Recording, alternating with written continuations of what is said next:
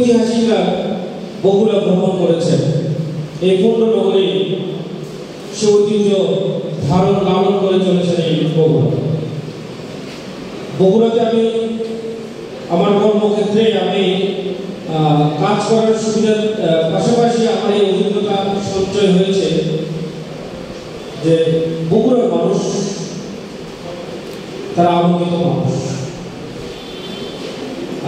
কিছুক্ষণ আগে আমি রিপোর্ট ভাইয়ের সাথে কথা বলতেছিলাম যে বগুড়ায় যে কোনো অনুষ্ঠানই হয় খুব প্রাণবন্ত,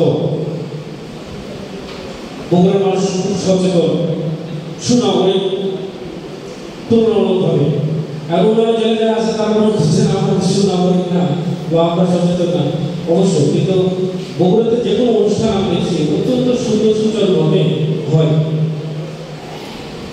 লেখক চক্র সাথে আমার একটি বন্ধন রয়েছে, সেটা বছরের পর বছর রয়েছে।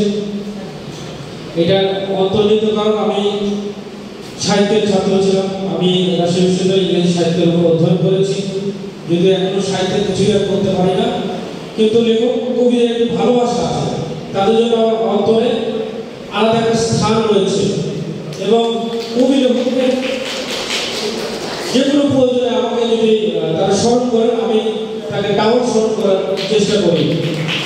এবং বগুড়াতে যখন আমি শুনেছি যে এখানে লেখক চক্রের আয়োজনে এখানে কবি সাহিত্যিকদের সম্মেলন হবে, আমি চেয়েছি আপনাদের মাঝে আমি অংশগ্রহণ করতে।